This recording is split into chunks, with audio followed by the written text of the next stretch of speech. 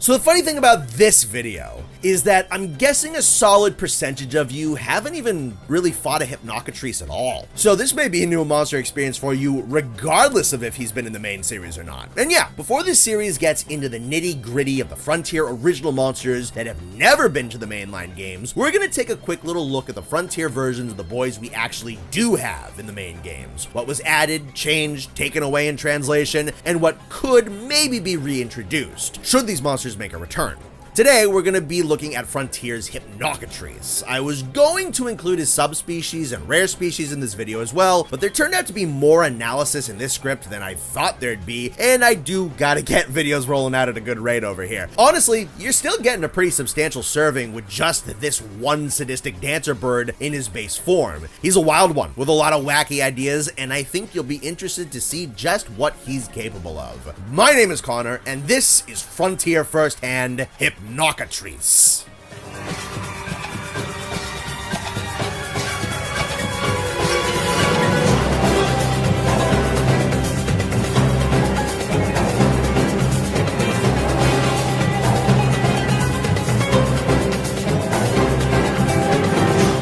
Real quick, let me introduce what this new video series actually is. I've talked about it a bit in some videos and streams, but let me explain a little bit more in full. I made a bit of a name for myself, introducing the monsters of Monster Hunter Frontier to people who may have never fought them before by going over what they could do from a secondhand perspective, using footage, wiki entries, and other sources to showcase what these monsters were really like and what my impressions of them were. Well, since then, I fought them all myself and have some better insights into how it actually feels to battle these guys. So, as a means of continuing my journey with Frontier, I now get to provide first-hand insight into these beasts, how they fight, how they interact with different weapon movesets, and we can talk about adapting these fights for the main series of Monster Hunter a little bit. This is gonna be a more surgical look at these guys. Still plenty of oohing and awing, of course, but I'm very much interested in just how good the fights really are, and I bet you are too. And we're, of course, getting started with Hypnocatrice. Before we get into the frontier of it all, though,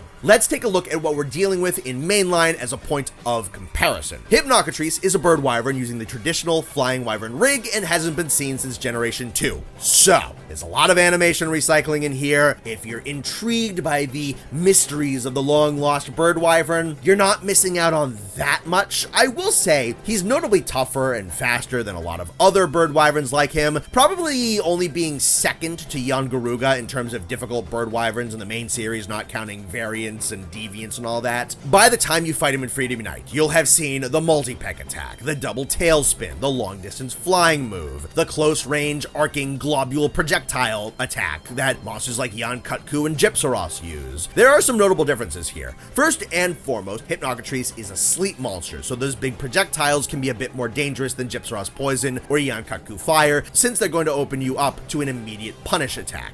However, so long as you're not just right up in his face, you likely won't get hit by these sleep attacks as often, since their hitboxes can be a little on the smaller side compared to their visual effect. You can sometimes touch the very edges of the sleep cloud gas and not be hit. There's also a little bit of Rathalos worked in here, as he has a flying backwards retreat move that he can use to reposition himself, similar to what Rathalos would be able to use in this generation. Unlike Rathalos though, he won't fire off a single projectile. He can sometimes cover his tracks by breathing a sleep-inducing mist in the wake of his retreat, but this is much more common in Frontier than it is in Freedom Unite. The wind hitboxes are also a lot smaller in Freedom Unite, and he's got one more neat little addition that's all his own here. Hypnocatrice abandons your typical wyvern charge attack or flailing projectile run, and instead uses these hopping kick attacks to cover distance. This move comes out quick, but is telegraphed with him doing a small shuffling step forward before he springs into the move. He'll do this up to 4 times while being able to cancel the kicks after the second one if he wants. He seems more likely to stop if you're completely off to his side and his kicks won't get him anywhere close to you. I honestly like this attack a lot. It's still quick and dangerous, but has a much better tell than the various insta charges that litter the early Monster Hunter games, and it can be stopped without just blowing past you for several feet and forcing you to play chase. Also, it's much more coordinated as an attack, allowing Hypnocatrice to stay in the action rather than having him land on his face like the other charge moves can do. What's also interesting to me is how similar this kick dash move feels to Quirupekko's Flint Burst moves in the following game. Overall, what we have for a base Hypnocatrice in mainline is very much an ironed out Generation 2 Bird Wyvern, with not a ton of elaboration beyond that, though there is a little bit. There's a ton borrowed that you have fought 100 times, and there's just these kind of little sparks of his own personality peeking through. I will say though, main series Hypnocatrice definitely has some advantages in its combat design, considering that it's younger than all of its peers within Freedom Unite. He ditches a few spastic annoying frame 1 options and replaces them with attacks that are still fast but are telegraphed more naturalistically. He feels better put together than a lot of other monsters like him, and although he's not really a standout of the second generation per se, he is a good monster, so that's where we're starting. Kind of. That's the version that you may know, or at least the version that made its way into the West. If we want to be technical about things, the Frontier Hypnocatrice is the older version of the monster. And that shows because some of the refinement I just praised isn't as present in the early life of Frontier's first son. So, I fought a lot of different versions of Hypnocatrice in Frontier just to try and get the full scope of what he could do and when he could do it. That's because just about every monster starts to gain new attacks at the higher quest difficulty levels, and monsters also have what are called hardcore fights, where their physical appearance changes and they gain even more new moves. And this can start to result in pretty sizable move pools by the time you get to the hardcore G-rank forms of even super basic monsters. I mainly want to look at the low and high rank versions of Hypnocatrice first in Frontier, since that would be the closest comparison we can draw between the original incarnation of the creature and the main series version of him. And then we're going to scale pretty much completely all the way up to the top to the G-rank hardcore, so I can show you the final form of Frontier's Hypnoc that isn't a variation of any kind. So the original Frontier Hypnoc does in fact have more to it than the main series Hypnocatrice found in Frontier. That doesn't mean I think it's a better monster though. Not yet anyway. As alluded to, this version of Hypnoc lacks the ironing out. He now has that flailing run charge where he launches sleep gas projectiles back and forth. Most annoyingly, the hitboxes of this attack are large enough that you might still get slept even if you're standing directly in front of him, depending on where the glob lands. That's extremely frustrating. This move extra sucks on Hypnocatrice because this is the Generation 1 flailing charge, where the monster will go and go and go until it topples over and then has to slowly pick itself up. So if you do get slept, your animation locks, stumbling around unable to control yourself, all sleepy, while Hypnoc is now halfway across the map in a pile, picking himself up and unable to punish you. The move sucks when it has sleep attached to it, and it wasn't even all that great of an attack to begin with. He can perform the Wrath Small Bite attack, which is a perfectly fine addition. I'll be honest, this attack has so much wind up and so little range that it barely changes the fight. Another major difference between the Freedom Unite and Frontier incarnations of Hypnocatrice are the size of his wind boxes, as mentioned earlier. Now, I'm not sure if Freedom Unite's wind boxes are just tiny for its era, or if Frontier's were just huge, but whatever the case, it kind of comedically messes up one of his attacks. I brought up that he has this retreating flying move where he rarely exhausts sleeping gas. In Frontier, he pretty much exclusively adds sleep breath to cover his tracks in this move. This variation of the attack is much rarer in Freedom Unite, but it can still be an effective tool if it lands, because it'll knock you on your ass for him, and then he can come running at you with the kicking charge and immediately land those follow-ups. The funny thing is, in Frontier, the wind box of this move is so gargantuan that if the sleep breath hits you, you'll be hit by the gas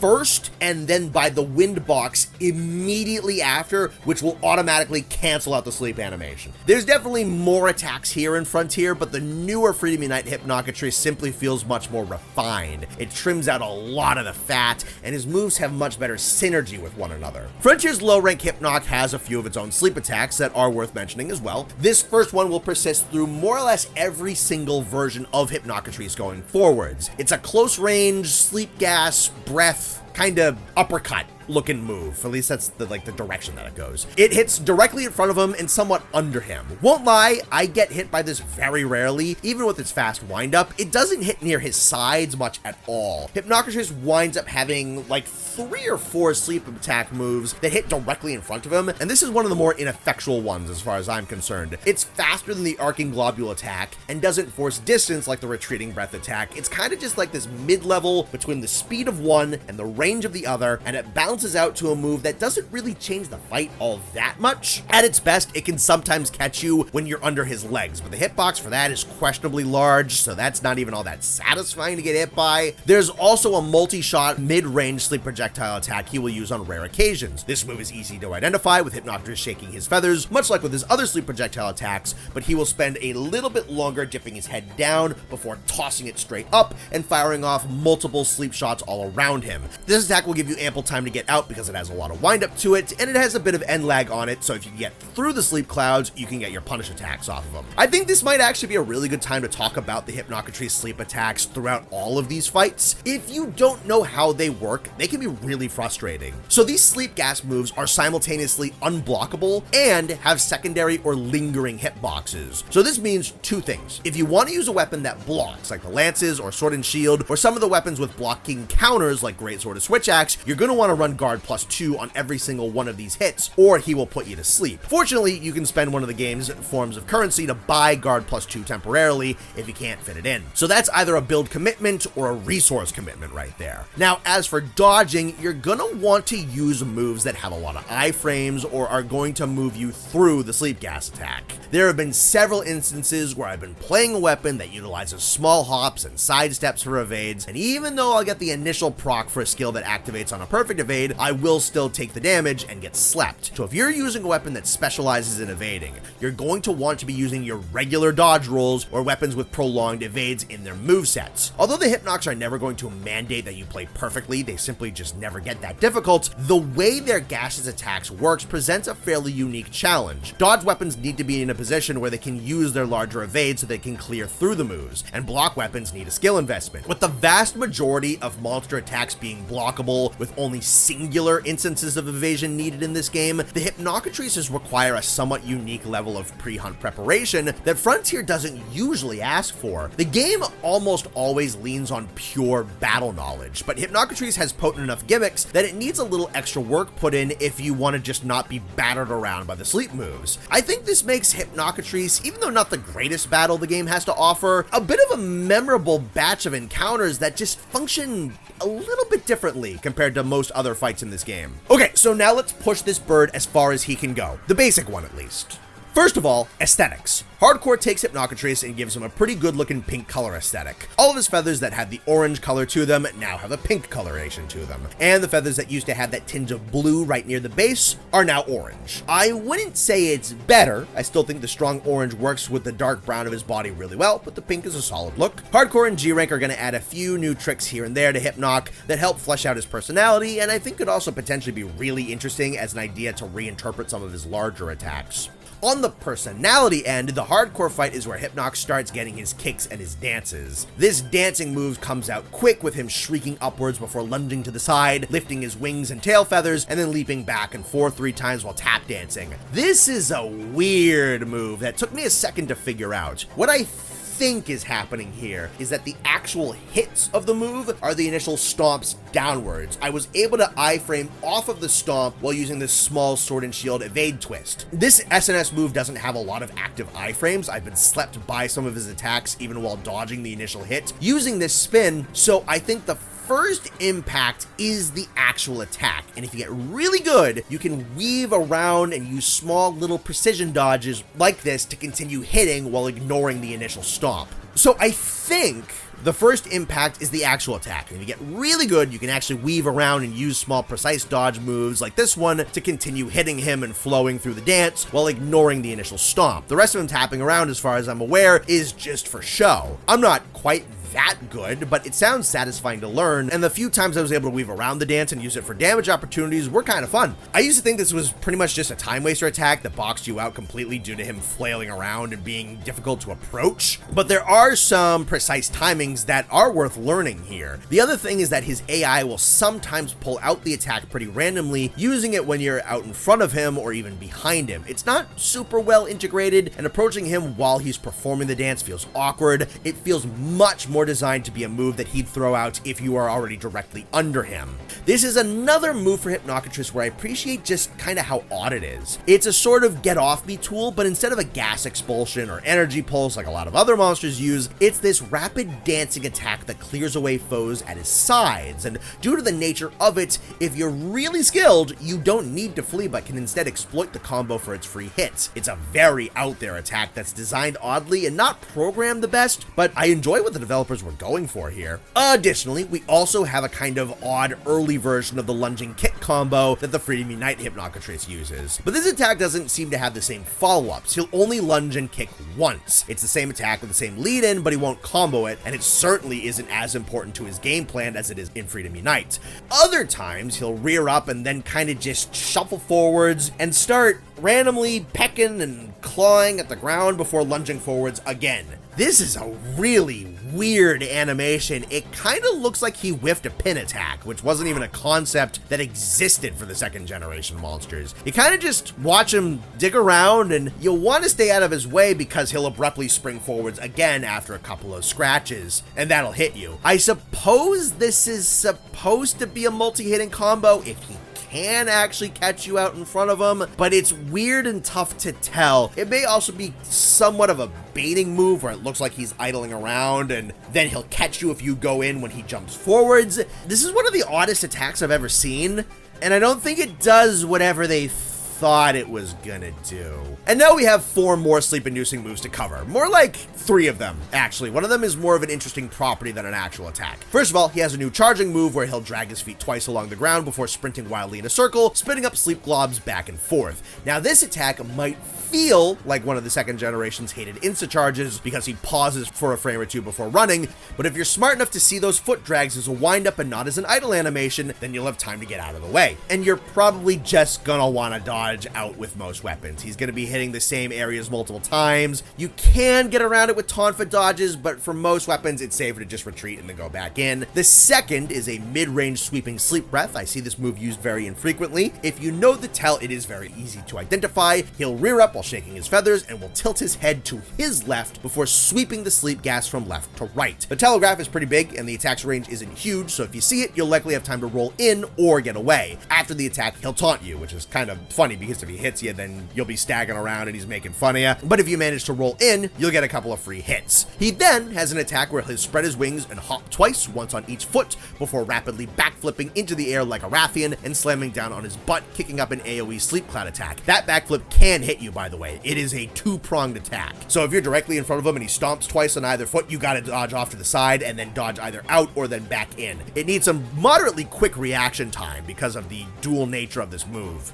He'll taunt after this move as well. Honestly, a lot of his larger sleep attacks will give you pretty big openings if you get your timings down and go into them rather than away from them. This is going to be a major recurring theme in this series, by the way. And the final thing to cover here is a rather peculiar little property that Hypnocatrice will very rarely use. When he does his standard Bird Wyvern peck attack, sometimes he will drop these little glowing stones in his wake. These are effectively sleep-inducing time bombs. After a couple seconds, they'll explode in a cluster of sleep gas. Now, he uses this so rarely, they haven't ever been a threat for me as far as I'm concerned. Honestly, I just thought they were more of an oddity than anything else. I do, however, think there's some potential here. See, I think these are supposed to be the Bezoar stones that Hypnocatrice will have in their stomachs that help them grind up their food. It's been part of their ecology forever that they have these. So taking those Bezoars, regurgitating them up, and infusing them with sleep properties is an interesting idea. I don't know how they explode, but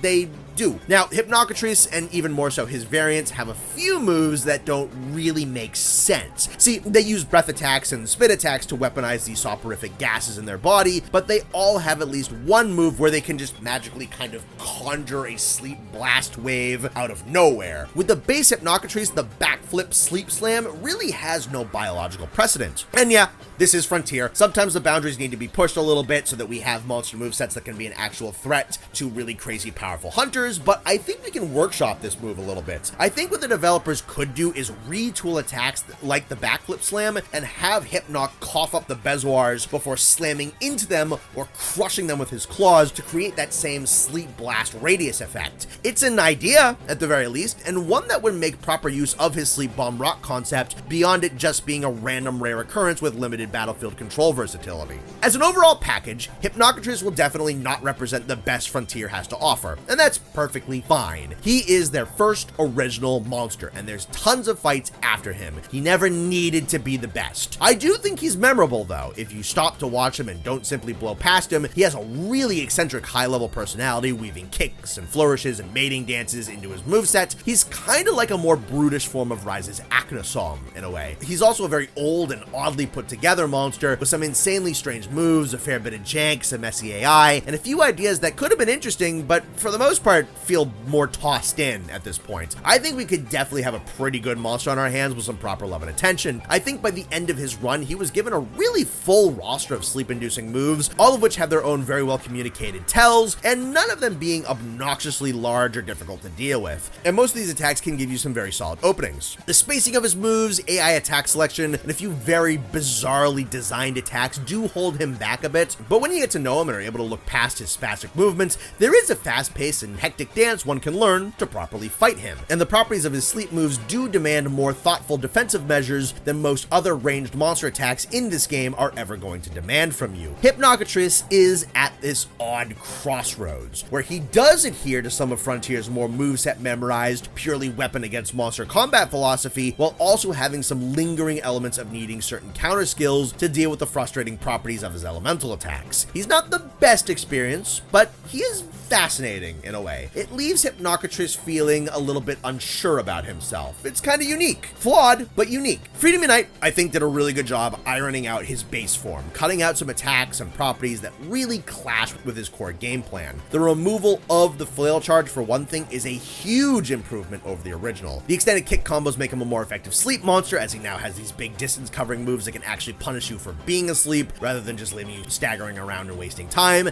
And the wind box reduction helps him not just immediately invalidate his sleep gas, though that wouldn't be a problem in the modern era anyway, unless your name is Gashala Dora or Lunastra. Wind pressure is pretty much a non-factor nowadays. So all of that is a solid improvement over the Frontier version. There are, however, a lot of moves that Hypnocatrice acquired throughout his years in Frontier that I think would translate just fine. I still like my idea for properly implementing the sleep bomb Bezoars and using those to create medium scale sleep blasts. The prancing stomp dance is a really cool tool when it's used right, but I think his variations use it even better. We'll get there later. His sleep uppercuts, arcing multi-shot, and sweeping breath attacks are all good moves that just need a little bit of hitbox cleanup to be polished properly. They have unique and honest tells and give him a bit of variety to how he implements his status attacks. With some hammering and polishing, the fluidity and sensibility of Freedom Unite's Hypnocatrice, paired with the improved arsenal of hardcore Hypnocatrice, could definitely work together to create a high-energy, swift, dangerous, and fairly memorable bird wyvern. I don't know if he's ever going to nab the crown for an all-time greatest monster, but I do think he has his place, and there's a unique, cunning, nasty little trickster bird to be found here if given the proper time. And if you never caught the video where I actually went over the Frontier monsters for the first time and broke them all down secondhand, you can click on that